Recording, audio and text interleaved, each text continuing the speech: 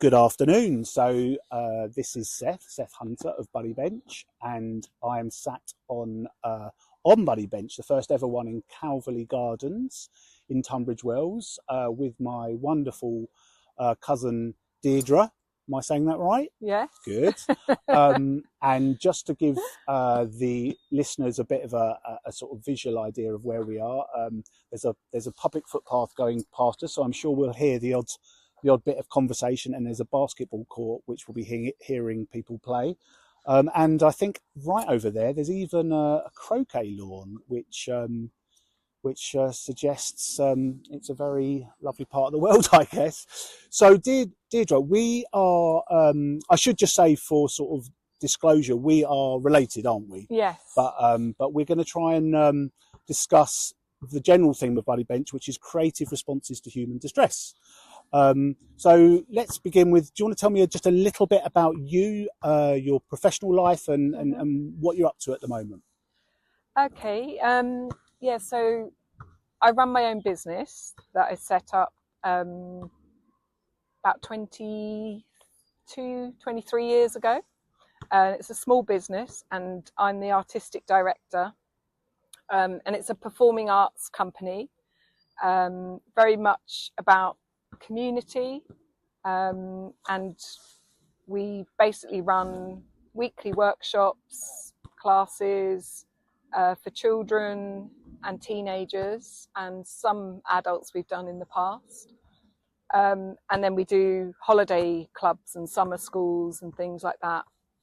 So lots of drama, dance, musical theatre, film and TV acting and things like that. Incredible. And, focusing a little bit on the idea of responses to human distress. I know that overtly that's not the primary focus of what you do, but I can only imagine that a fair amount of young people struggle with things such as anxiety. And I know I did as a younger person, low self-esteem. And I imagine some of that work is helpful. Yeah, exactly. So the idea of the company or the organisation is to sort of allow people to have creative experiences, to build their confidence and to allow them to connect with others. So all of that helps people with their mental health, and in particular with our company, we've really noticed in the last few years after the pandemic, the impact that it had on many of our young people.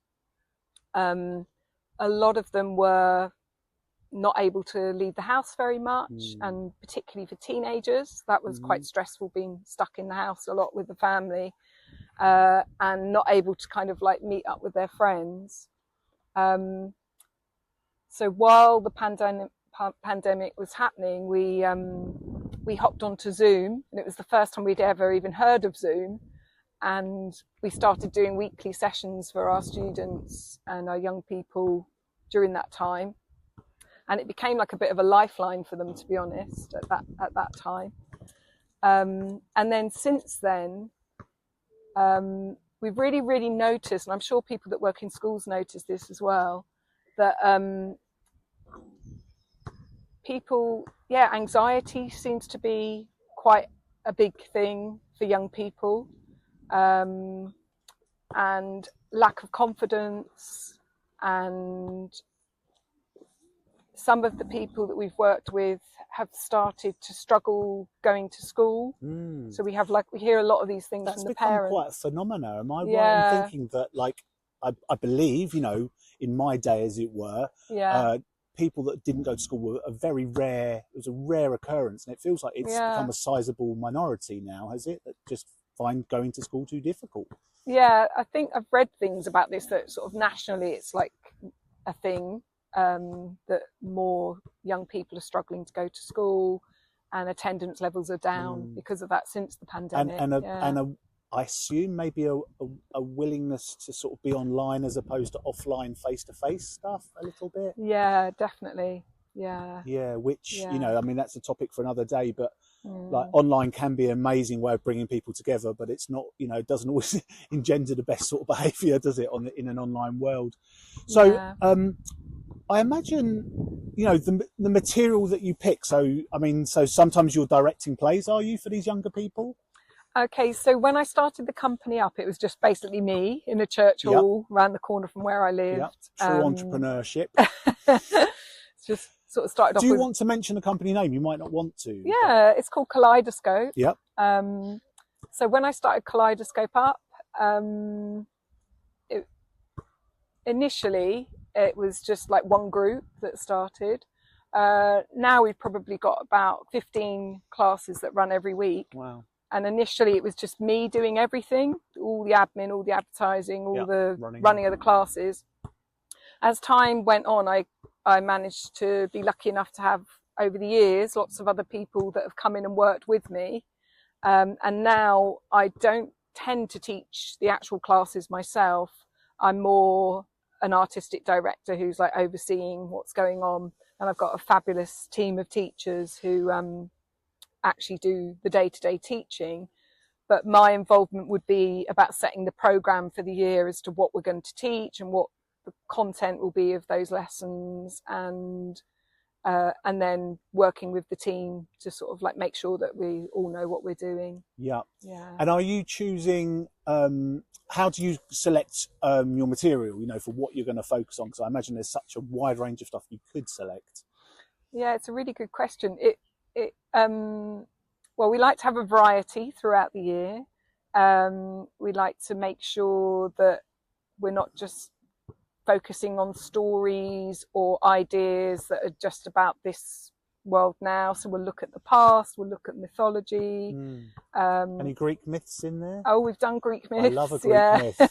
I love a Can't do two in a day, but one is quite nice. We've done Odysseus and who's the one? Icarus. Icarus is a good one. And even King Midas. Some of the younger students love that story. Is it Sisyphus with the rock going up the hill? Is that him?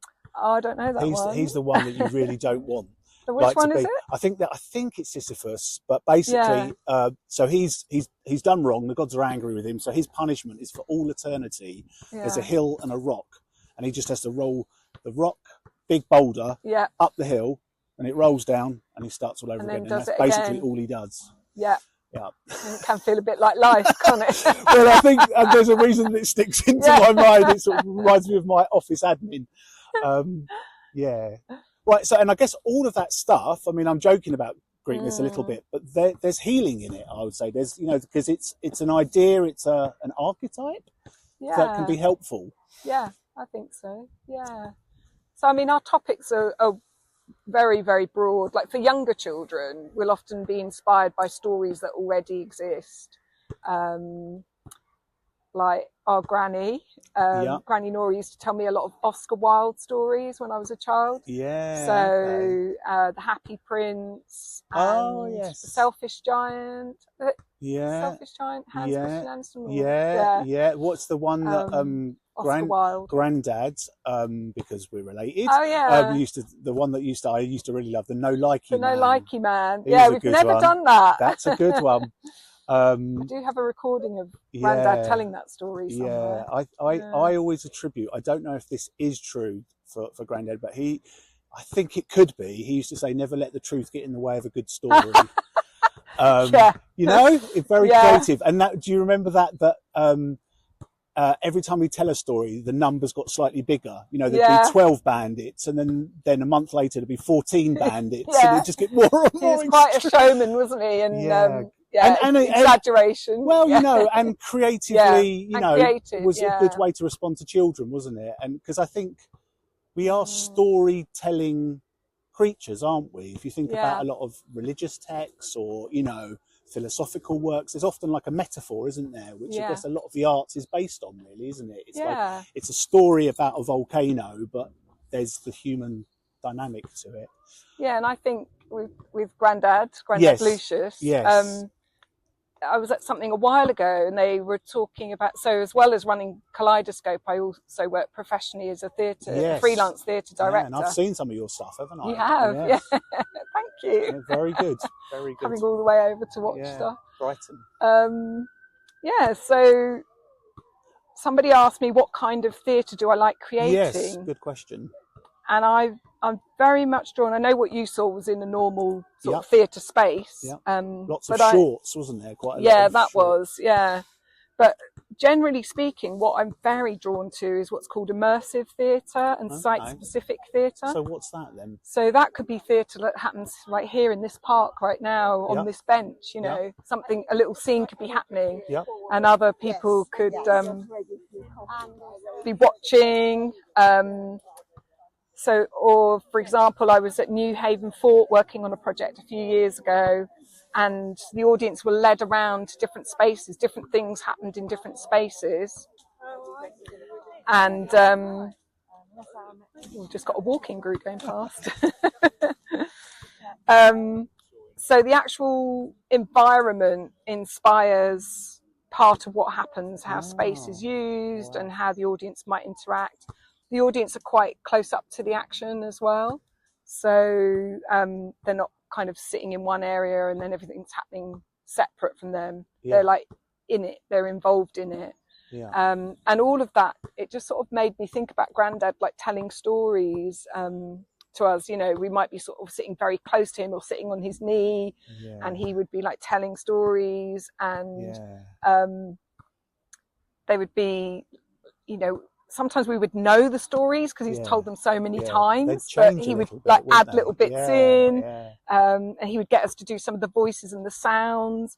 And I don't know, it just struck me that maybe a lot of what I was drawn to in theatre was perhaps inspired by some of those experiences as a child, where somebody that was a real storyteller, my granddad, and it very much, you know, it's no secret that our family has got strong Irish, and of course they are a storytelling group of people, aren't they? They love the story, and and as you were talking that, and I was thinking about our family dynamics and stuff, that a really lovely way of connecting with people, because, you know, when you're 7 years old and you've got your granddad, it just feels like a massive gap between the two of you in terms of experience, but somehow stories can transcend that generational gap, because they bring us closer together in a sort of gentle way or something. I don't know.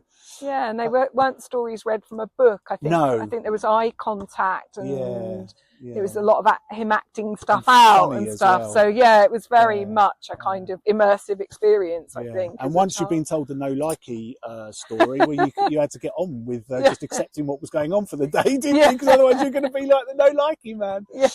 My mum was my mum used to, like, again, you know, the daughter of Grandad, Lucius. Funny we're talking about him so much, but what was her one? Oh, she used to quote for me and my sister. You know, when you'd bicker, you know, 3.5 years between me and my sister, and she'd quote the Monty Python sketch about, "Is this the argument room?" Do you know that one? You go, "Is this the argument room?" You go, "No, it's not." It goes, "Well, it is the argument room. It's got a sign on the wall saying this is the argument room." No, it doesn't.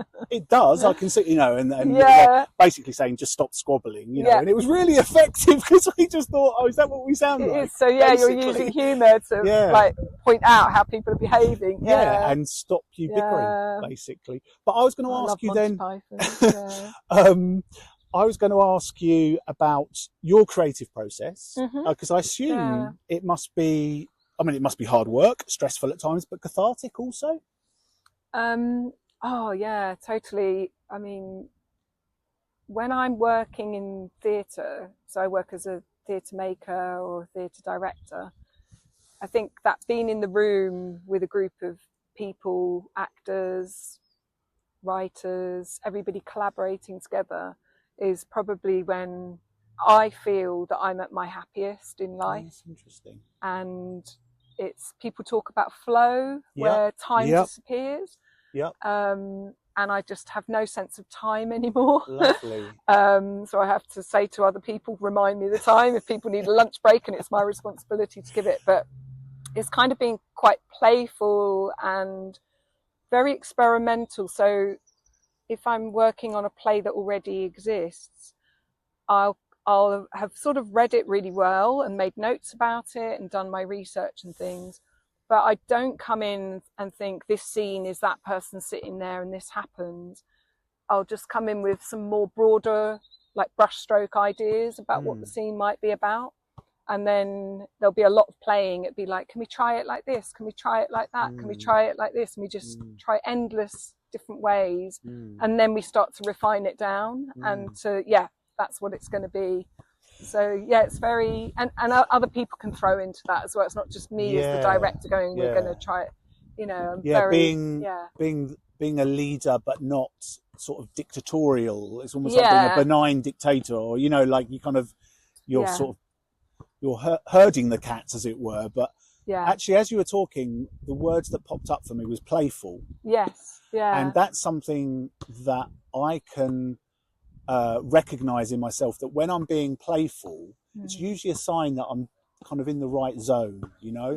A bit like I was hearing someone that was quite into their sort of spiritual stuff and faith-based, you know, they're just very interested in it, and they said, you know, you can read all this amazing text and this inspiring stuff, but he said the number one way I judge myself, my well-being, is by how I'm driving, you know, like if I'm letting people go, if I'm, you know, not trying to speed, and, you know, it's a good barometer of how playful I'm being, you know, not taking I've got to be there in 15 minutes so seriously. That's so true. I guess part of your role is trying to create an environment that feels safe for the actors to be imaginative and not feel they've said something silly, or so I think trying to sort of set up that kind of atmosphere and those relationships in the room, that everyone feels safe enough, like you said, to sort of make bold choices, think out of the box a little bit, take a risk, because then it becomes more interesting.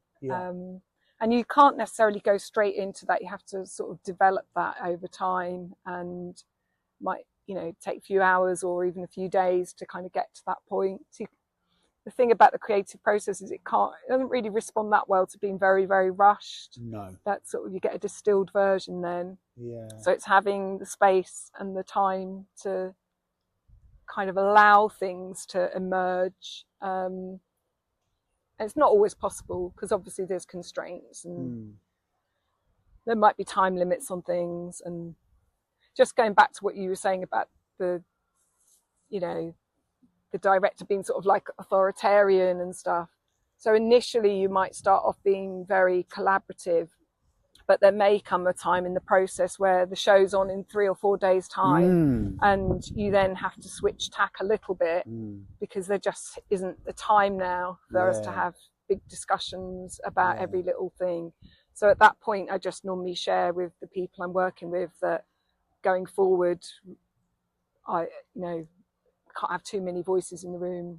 I'm going to be making more of the decisions now. So we kind of get to that point. But I think if I'm open about it and I share that, then people understand that, because otherwise there just wouldn't be a play to put on in 2 days' time or whatever.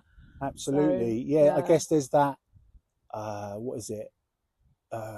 It's sort of creating boundaries in terms of time and resources, and and I guess that can sometimes feel a little constrictive, but also I found myself sometimes producing some of my best stuff when I've only got an hour left. You know? There's nothing like a deadline to make you if you've got like a month to work on something, you could work on it forever, but if you know, like, in a day's time this needs to be done, then you get it done. Apparently it's a bit of a phenomena in therapy. You know, a lot of therapists, like, it's a therapist hour, which is 50 minutes. That's always the joke, but apparently often the real point gets to the last 5 minutes of the session. You know, 45 minutes is skirting around, and then the last 5 minutes go, and I'm going to leave my, you know, partner, and I'm going to leave that job.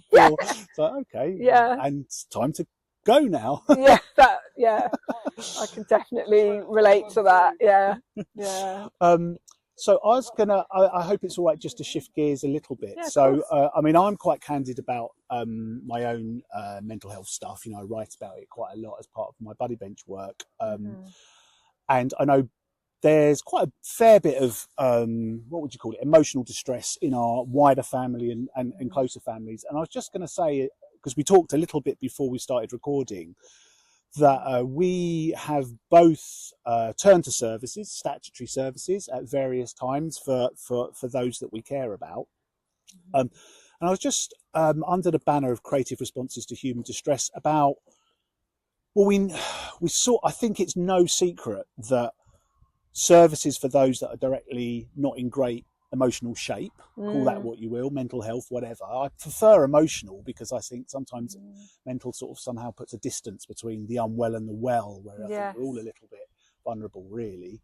Yeah, I mean, how about I just start by just describing a little bit about some of my experiences. Yeah, So you know, I grew up in a family where my father was acutely bipolar, and also had addiction issues, and so I spent a lot of my childhood basically visiting him in psychiatric care, which obviously isn't your ideal childhood activity, but it is what it is. So I sort of grew up having an opinion on statutory services quite early on, because this was back in the day. I mean, this was like 50 years ago. So it was pretty draconian. You know, they would dose you up on really powerful tranquilizers, and you go and see dad sort of dribbling down himself. It wasn't a lot of fun. Were they asylums then, or were they? Well, you know what? It was still psychiatric care. Yeah. It still was, but it wouldn't be allowed in today's society. It would be, and there wasn't really any emphasis, and maybe that's what's relevant now. It felt like it was just a holding pen. Yeah. For the mad, bad and dangerous. It didn't feel like there was any kind of real healing or creativity or even talking, really. Like the nurses seemed to be stuck in a room, and then the patients were in another room. And, you know, being sort of aware of other people's sort of confidentiality and stuff, I know that you had lent on services, and I just wondered what that was like and how it could be better, you know, and how could we bring in more creative ways of helping people in distress. Yeah, well, from what you're saying there, your experiences of that as a child through visiting your dad, I'm sad to say not a lot's changed. Really? You know, in terms of when somebody's having a crisis and they have to go to a psychiatric unit, 'cause yeah, a relative of mine is in that situation, or has been in that situation over the last few years, and it sounds very similar, actually. Although maybe with the medication, perhaps not kind of using it in such a way that the person's, you know, almost zombified or whatever. I think that's a bit more frowned upon now, but does still happen to a certain extent. And possibly some of the medication has got a bit better than maybe not. I don't know. Gosh, I mean, I know with like very serious conditions like psychosis, they haven't had any change in medication for over 50 years. Is it really that long? Probably. There's some new stuff coming out from America next year, which will be the first time that a new med has been created for those very sort of acute situations. Yeah, those conditions that are at the far, you know, when we talk about mental health or emotional health, you know, often people are talking about more sort of things that people are experiencing in everyday life, but things like bipolar or schizophrenia or psychosis are just a little bit more hidden away, and I don't think the general population sort of are as aware about what's involved in those things. They haven't really had their coming out moment yet. Yeah, absolutely.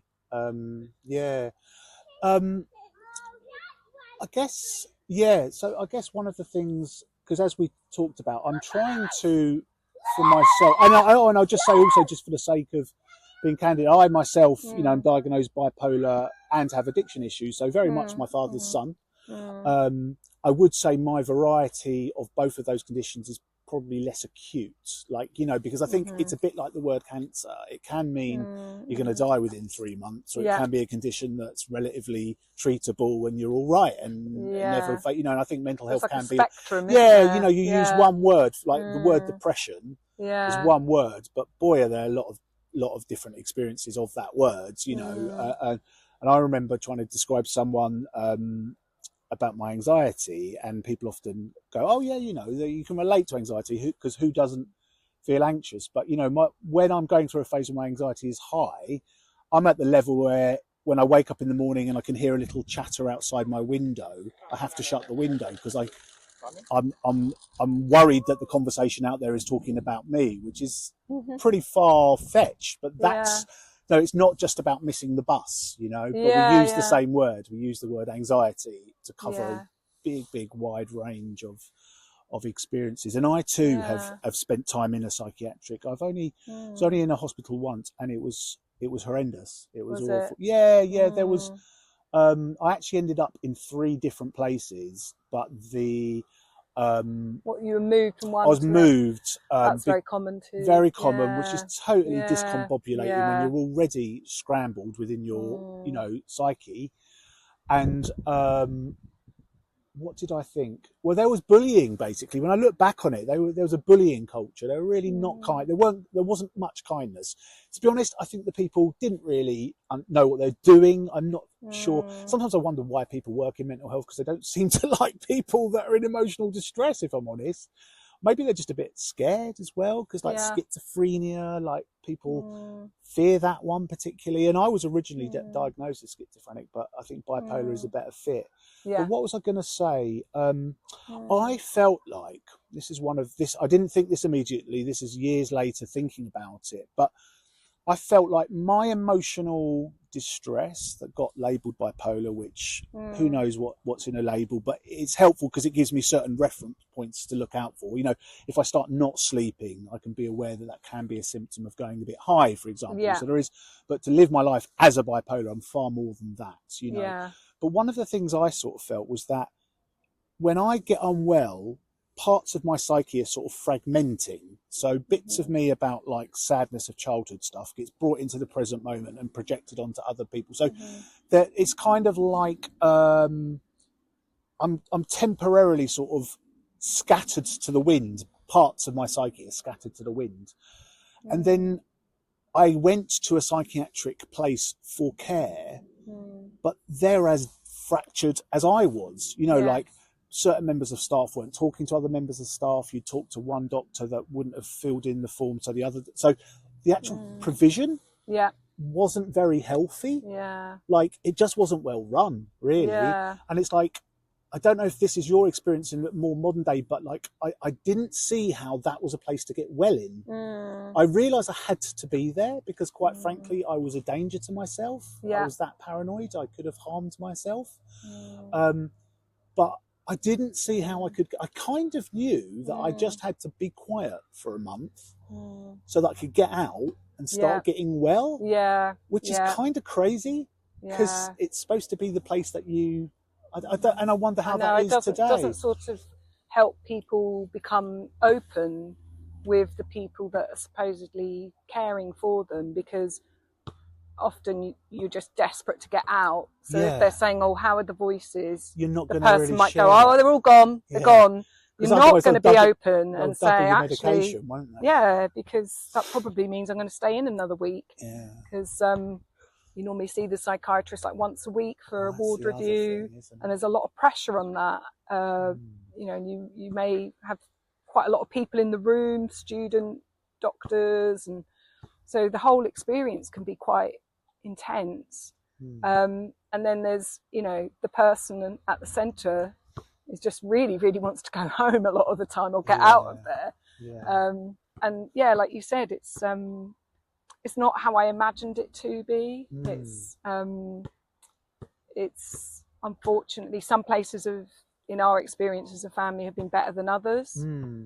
What were the ingredients of the ones that felt better than the others? What did they have that the others lacked?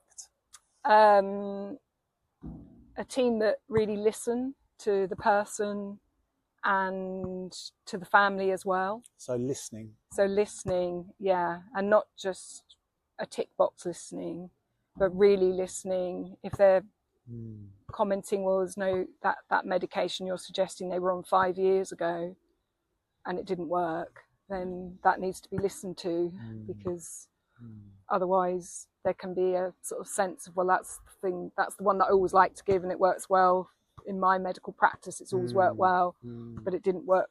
If the family are saying, or the person saying it didn't work for them, that needs to be listened to. So those kind of things. There's a big focus on medication. Like you said, Seth, it's like it's a holding ground to lock somebody in so that they can be watched. There's a lot of observing of people and making notes. So if you weren't paranoid before you went in, you will be quite soon, because there's someone in the corner like literally making notes, and there's even I'm cameras laughing, sometimes. but it's not funny. Absolutely, absolutely. Just to briefly interject, when I was in the place that really wasn't great, I probably really wasn't well, so I can't. And what I forget is I know what I'm like. They were a little bit scared of me, which to me is ridiculous, because I'm not. There's no violence in me, but I forget that. So some of the things they did were probably a fear response, because I was angry because my freedom had been taken away. But for the first couple of days, I literally was on basically self-harm watch. So when I went to bed, the door had to be kept open with someone literally on a chair facing me while I was lying down in bed, and they would just observe me, and that went on for several days. And again, I came in there. I came in there feeling like I was being watched, and it very quickly manifested that I was right. And the other thing, they didn't let me go to the loo on my own. The door was kept open. I imagine they can't do that anymore. Oh, I don't know. Yeah. I mean, it was male on male. Yeah. But wow. Yeah. I mean, I was at the level that I clearly had concerned them. Yeah. But and I understand it. But I don't know if you'd agree with this. I felt as if some of the things that were done under the guise of care were more about making sure they don't get sued. I was going to say that. I couldn't make my own cup reducing risk. I couldn't make my own cup of tea, because hot water could be used as a weapon, and I'm sure somewhere once upon a time it was. Yeah. But then to take away tea making services for everyone. Yeah. And then I started feeling like, wow, I started almost feeling like I must be as dangerous as they're treating me to be, or not dangerous, but I must be as unwell as I'm being treated. Yeah, I think that's the problem, isn't it? If you're treated like that, you start to. You take on the identity of the person with the mental illness, don't you? Yes. And you look around the space as well, and you see other people that are very unwell, and you think, well, I'm in here as well, so this is me. I'm the same as these people, and, So and maybe I'm being a bit idealistic, but it kind of is almost ridiculous that I'm feeling really depressed. So what's the solution? Whack me in with a room full of people that are feeling even worse than me.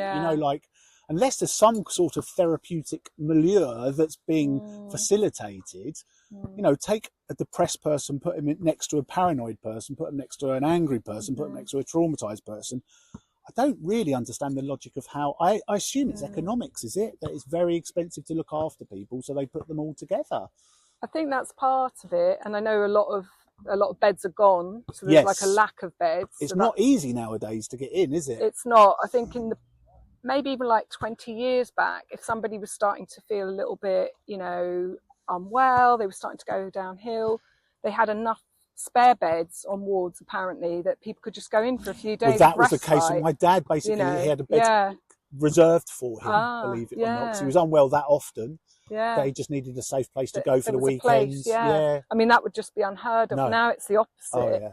Where you're kept in A&E and then put on a general ward in a hospital. If you could be sectioned, and you're waiting for a bed. Sometimes a week or 2 weeks waiting.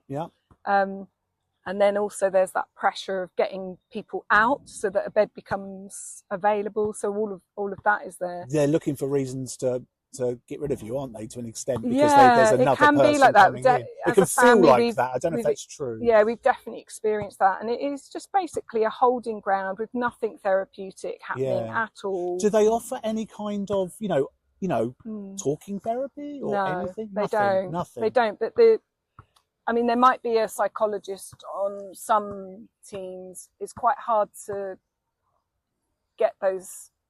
To have a session with the psychologist, you have to ask for it quite a lot. And then they'll turn up when the person's asleep and say, well, they were sleeping, or they didn't answer, so they didn't engage, is something that we hear quite a lot. Right. But really, I think the first time we had experience as a family of a mental health ward, that's what I was expecting, was it was all going to be... nice art classes, and then we're going to do some Zumba and some yoga. And to be fair, if you look on the timetable in these places, those things do exist. Yeah, They're yeah. often cancelled. Yeah. They sometimes don't happen. They don't have the keys for the They gym. don't have the That keys. happens a The lot. machine's broken. They don't have the staff to take the person. Yeah. So a lot of this comes Yeah. down to, you know, there's Resources. it's really lacking in resources. And it's a real shame that people can't go.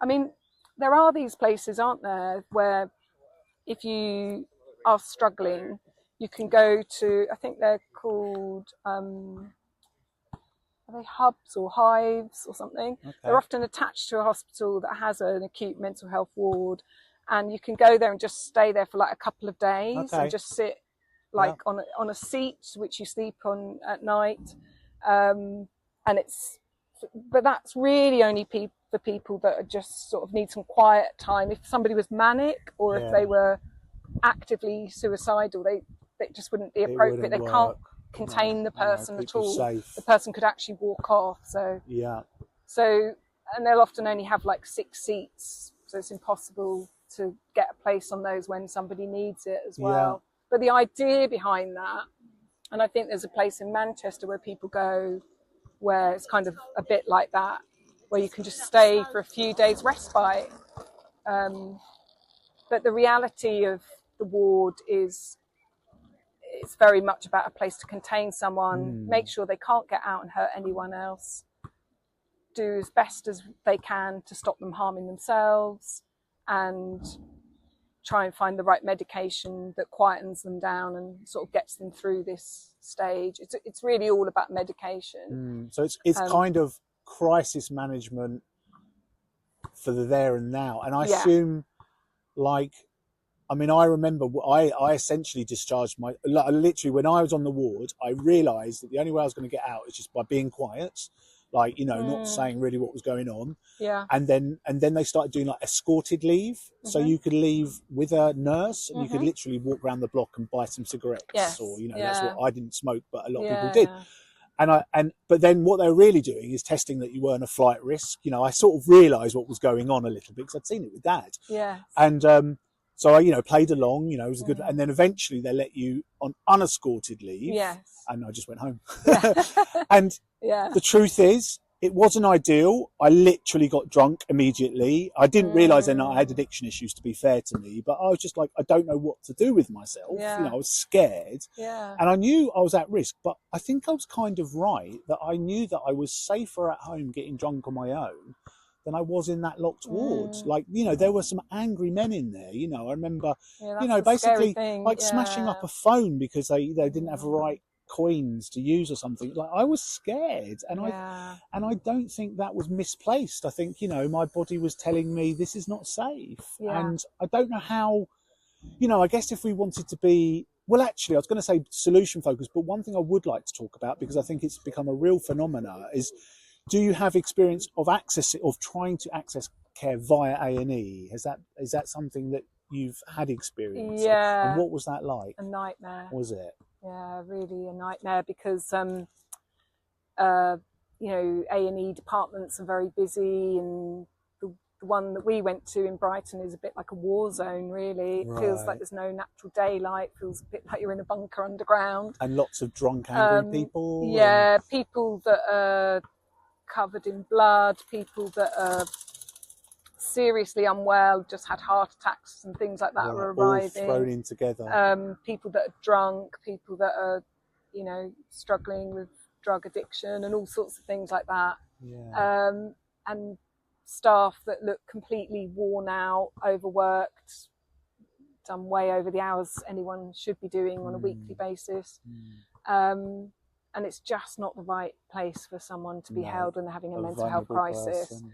And do you literally have to just sort of sit there with the person that you're concerned about and just encourage them not to leave, sort of thing? I mean, like, what's the experience like? Because I imagine you're waiting for hours and hours and hours, are you? Yes, so there's that. And if they are there due to a mental health crisis, they say that they'll fast track them, but they'll need to get somebody to come along and assess them. The mental health nurse will come along and do an assessment. That And can will take, they literally, where will have they to do wait. that? Is there a room that they can take Yeah, you they'll off take to? them to a room Okay. for that. Yeah, and ask some some basic sort of questions. standard questions, Yeah. and then if they believe the person needs to have a mental health assessment, Yeah. then they need 2 psychiatrists and an AMP. To decide if you're AMPH. sectionable. It's like a social worker Yep. who specialises in working out if somebody needs to be sectioned. So all 3 of them will come along and interview the person and hopefully the family as well, and then make a decision. But then you would think, wouldn't you, if somebody does need to, for their own safety or for the safety of others, be put on a acute mental health ward, you'd think that would happen quite quickly, but generally speaking, not nowadays. So what's the process? Well, we have had a situation where when I was with my family member, they were held for 6 days in A&E. Really? And they kept just trying to escape, basically, but, with me running after them, because the security team are not allowed to go beyond the boundary of the hospital. Okay. So once the person gets there, it became almost like a game. Yeah. Very stressful one for me.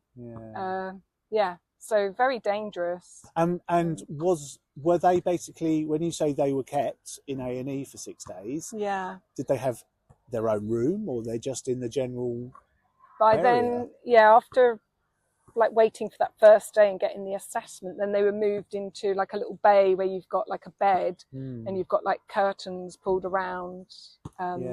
But you're next to people like, there might be an elderly man in the bed next to you who's like coughing all through the night and struggling to breathe or whatever. So not a lot of noise. To get well. Fluorescent lighting, lots of noise, stressed out staff, unwell patients crying out for a nurse who, when I was there with my loved one, I'd often find myself going to find the nurse for people or getting them drinks of water or whatever it was they were looking for, because the nurses were too run off their, just really, really busy. Yeah. And also it sort of reinforces that idea. And I know that this area is quite controversial, but it kind of, you've straight away gone down a route of this is a medicinal problem. This is a medical problem. Yeah. And like, I think the jury's out on that, is emotional distress, is it a sort of misfiring of neurons in the brain? It might be. It also might not be. Yeah. Could be a combination of both. But whatever it is, being stuck in an A&E with like loads of drunk people that have been in fights, again, how is that a safe place? Just for anyone? No. I mean, I think that's the crazy thing. Like, I'm pretty sure if I put most people through the experience that I had when I went to 3 different psychiatric wards, they would not be in great shape by the end of it. No. But I was actually doing all that while incredibly unwell. So, of course, I wasn't in great shape. I mean, just as a little aside, ironically, the last place I ended up in was the very same ward that my father was in. So that was kind of a strange experience. And I remember for my final assessment, basically to decide whether I could go out or not, leave, because I was on a section that meant I had my freedom restricted for a month, and then they start thinking about making it 6 months, that's like that time that was the next stage. And it was bizarre because literally I got led into a room which was the ECT room, because it had a sign up, so the electric convulsive therapy, which is probably where my dad was treated. He had lots of ECT, so that was a very strange experience. But what was more strange was, I don't know, there I am, not very well. I mean, I was relatively able to articulate myself because the medication by then had kicked in. I'd been there a month, but it was like a group of, I don't know, 15 professionals with different accents, with different training, with different asking me questions, coming at me. I just thought, this would freak out most people, and I'm really not. I mean, I don't know how they can do it better, because I guess they're trying to do it safety in numbers and have different professionals having their opinion. But again, I just thought I have a friend that's passed away, Sarah. We talked about Sarah Wheeler, and she basically said, in all these interactions, people are either nudging you towards wellness or nudging you towards distress. And I felt a lot of my experience was getting nudged towards the shadows and the dark and the shame and the secrets and the illness, rather than why don't we create something? Why don't we there was no arts, no nothing, and I had all these intense thoughts because I wasn't well and nowhere to take them. Yeah. And then I could understand why people end up smashing up stuff, a bit like a child. You get frustrated. Yeah. And like you said, you're not being Yeah. listened to, which for anyone is frustrating. Yeah. Yeah. And if they are listening to you, it sort of felt to me like they were just ticking off the symptoms of bipolar in their mind. Oh yeah. Feelings of paranoia. Said that. Feelings of paranoia. Yeah. Any feelings of grandeur? Yeah. Do you ever feel like you're a very special, but you're really not listening to me. Yeah, just trying to put you in a category so it fits into the DSM, so they know what medication to give you. And then if there is a problem, they can justify why they've done everything possible. Against the risk averse. So I mean, it really contrasts with, like, as a family, we've had experience doing open dialogue therapy. Yeah, because you're quite a fan of them, are you? Did you? Yeah, you had good experiences. Yeah. Do you want to tell us a little bit about that? Yeah, sure. So open dialogue they've been doing trials on it in the NHS over the last, I think, 5 years, and they're about to release all the results of that. And then the plan is, if it's gone well in the trials, that hopefully will be something that's rolled out across the NHS. Right. That could be, it's a type of therapy that can happen in community mental health. Yeah. It can also, there's no reason why it couldn't actually happen on wards as well, in crisis situations, or elements of it anyway. But the experience we had as a family is that the person who is having emotional distress is at the centre of the sessions, and there'll be at least 2 practitioners. They don't have to be trained therapists. They can sometimes be peer workers. Yeah. So they've gone through quite a lot of training. Maybe experts by experience. Yeah. And they may have done a 2-year training course to get to that point where they can facilitate the sessions. There's no clipboards, no ticking boxes of anything. It's you come in and they say, well, what would you like to talk about this week? And there's no 50-minute end of the session. It can go on longer.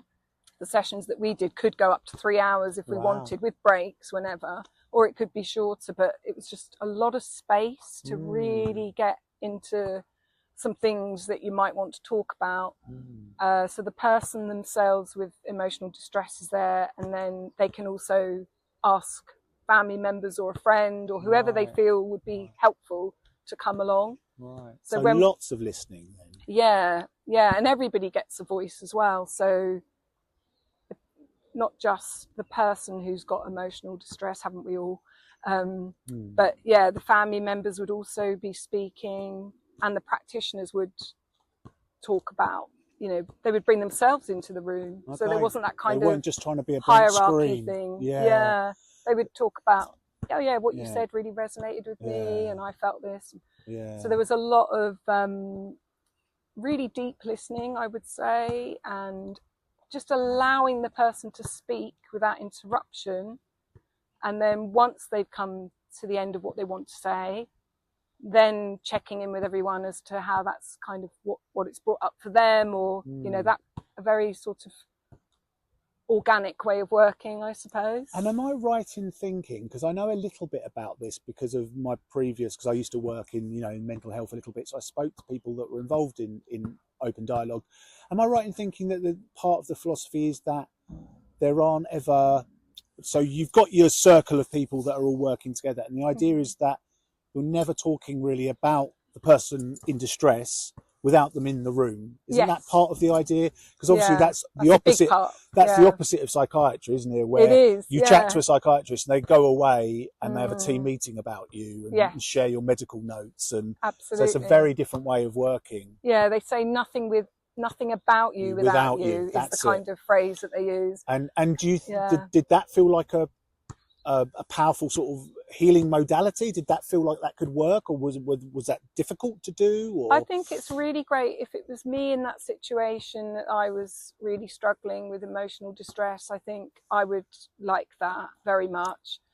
I think sometimes as a family member, there's certain things that you may want to say that you maybe don't want to say in front of your loved one. Yeah. And there have been situations, perhaps more when a person is in crisis, where it can sometimes be helpful to have conversations Mm. the psychiatrist separate to the person. So it's quite ambitious, isn't it? It's yeah. quite an ambitious thing. It's quite, yeah.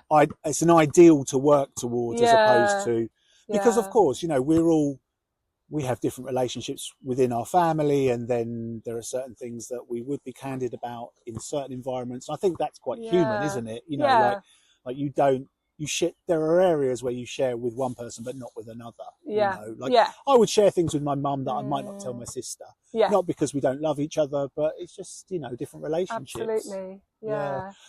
Right. So I'm just aware we're sort of coming to our last 10 minutes. So I guess one of the things is if we had the magic wand and resources weren't an issue, which of course is probably the number one issue, there's just not enough resources, full stop. So even if you come up with good ideas, they can't be funded. If we assume resources weren't the issue, what would, you know, you and I, we go, okay, right, we reckon we can do better than this. What provision could we offer people that are in emotional distress? So I suppose some of the things are trying to avoid that from happening, so that we're not just doing a sticking plaster on a crisis. So really putting a lot more into community mental health. And in the past, we were involved with the early intervention psychosis team. I had one of those. Did you? Yeah. Yeah. So yeah, we had 3 years, and that was like a multidisciplinary team. They had psychologists, psychiatrists, pharmacists. And they were good, were they? Yeah, it was a lot better. I think they're better resourced. Yeah. And they're really also specialists in psychosis, so they understand it. Because that was particularly pertinent to this person, wasn't it? Yeah. And also they're focused on trying to keep you out of hospital. Is that right? Yeah, am I right in thinking that? Trying to keep you out of hospital and help you kind of navigate what you're going through. And I think there were a lot of good things about that service. And then when it ended, to suddenly go to community mental health, where we realised that there was basically very little on offer at all of, you know, if you were offered some art therapy, you had to wait 6 months for it. Yeah. And then it was maybe 6 to 10 weeks. Yeah. Everything feels a little bit tick boxy. Yeah. For me, if somebody has a serious mental illness, I strongly believe that they need ongoing therapy with the same therapist. Yeah. So continuity of care. Yeah. Somebody that they connect strongly with. So it might not be the first person that they're matched up get with. some choice there. Yeah. I've always found it bizarre that the NHS sometimes says, right, you can have 6 weeks of cognitive behaviour therapy to somebody that's got schizophrenia. Yeah. This is cognitive behaviour therapy for psychosis. And then whether the person is at a better place or not, it ends. And to me, it's like another person has cancer, and you go, well, you're going to have 6 weeks of chemo, and whether you're done or not, that's it, love, you know. I've always kind of felt that. So I would like to see much more done on the therapeutic side in order to hopefully avoid those situations where the crisis happens. To have more beds so that people can go in a bit earlier to places where they're not in such a state of emotional distress, and they can have some time out of their life just to recalibrate and get themselves well again. And I don't know if you've heard of Soteria houses, but there's an organisation, it's like a worldwide organisation called Soteria, and that's very much about creating spaces that when somebody is in crisis or heading to crisis, where they're just more nurtured and cared for, and it's a lot more led by the person, so they keep them safe, but it's a less sort of medical kind of approach. It's not, the emphasis isn't all on medication. It's about having people to talk to, like you said, and setting up nice environments with nature, outdoor spaces and things like that, so that the person feels at ease and they're not just in a soulless, carpetless, holding pen, fluorescent light holding pen. With high walls and barbed wire or whatever. And you know, as we're coming to an end, I mean, you know, there could well be people listening to this that have a loved one that they're concerned about. You know, you and I have been through the ringer in terms of the experience. Like, what words of advice might you know, say to yourself, you know, 5 years ago, 10 years ago? Like, what? It's a tricky one. I think as somebody who's alongside someone that's going through some of these experiences, it can definitely take over your life. So we talk about put on your own oxygen mask first. Yes. It's a bit of a cliche almost. Yeah, it's very good though. But you can. I have seen a lot of people, and I've been there myself, where you can get sucked in by the whole thing, and you can become obsessed with it and trying to sort of fix things. So your own well-being. Your own well-being just goes out the window.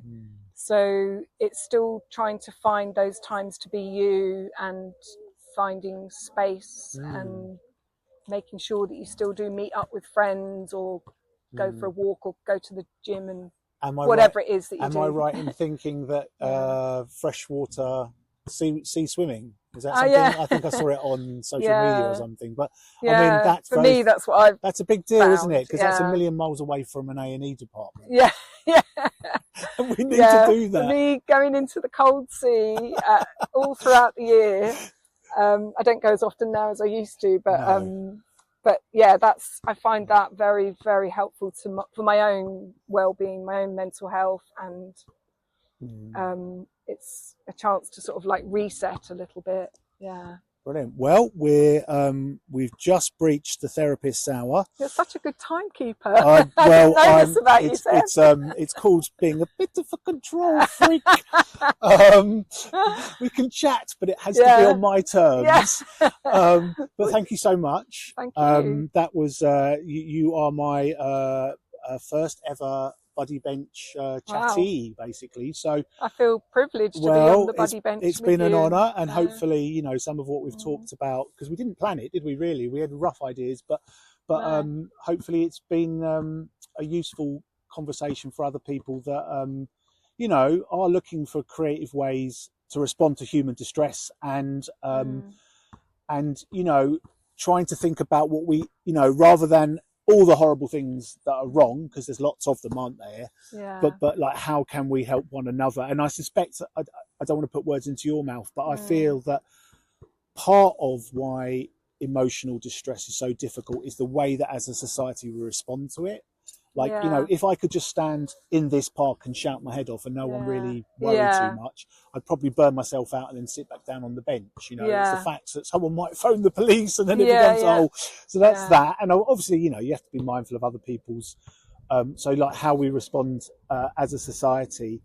And also just, you know, there was the work, rest and play. I think that was the Mars advert. Was it work?